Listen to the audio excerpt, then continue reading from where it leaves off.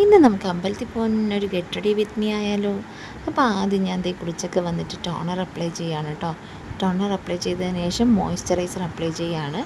മുന്നത്തെ എൻ്റെ get ready with me കണ്ടവർക്കൊക്കെ ഞാൻ ഏതൊക്കെ പ്രോഡക്റ്റ്സാണ് യൂസ് ചെയ്യുന്നതെന്ന് നന്നായിട്ട് അറിയായിരിക്കും. അപ്പോൾ അടുത്ത സൺസ്ക്രീനാണ് കേട്ടോ. എനിക്ക് ഏറ്റവും കൂടുതൽ വർക്കൗട്ട് ആയിട്ടുള്ള ഒരു സൺസ്ക്രീനാണ് ദേവികയുടെ സൺസ്ക്രീന്. നമ്മൾ വീട്ടിലാണെങ്കിലും പുറത്താണെങ്കിലും ഒക്കെ സൺസ്ക്രീൻ അപ്ലൈ ചെയ്യുന്നതാണ് നമ്മുടെ സ്കിന്നിന് നല്ലത്. അടുത്ത ഞാൻ ഐബ്രോസ് നന്നായിട്ട് ഷെയ്ഡ് ചെയ്ത് കൊടുക്കുകയാണ്.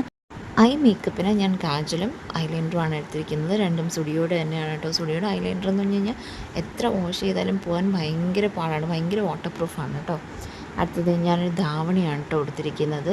അത് ഫുള്ള് ടിഷ്യൂൻ്റെ ഗോൾഡൻ ടിഷ്യൂൻ്റെ ധാവണിയാണ് കേട്ടോ.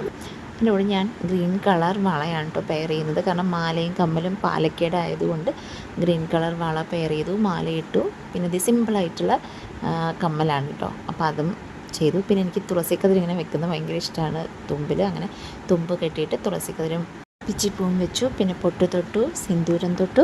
പിന്നെ അത് ചപ്പലിട്ട് പോകാനായിട്ട് റെഡി ആയിട്ട് ആറ്റുകാലിലേക്കാണ് പോകുന്നത്. അവിടെ ചോറൂണാണ്. അപ്പോൾ ഇതാണ് എൻ്റെ ഫൈനൽ ലുക്ക്. ഈ ട്രഡീഷണൽ ലുക്ക് നിങ്ങൾക്ക് എല്ലാവർക്കും ഇഷ്ടമായെങ്കിൽ തീർച്ചയായും ലൈക്ക് ചെയ്യണം, ഷെയർ ചെയ്യണം, കമൻറ്റ് ചെയ്യണം കേട്ടോ. Thank you for watching. Subscribe to my channel for more videos. By.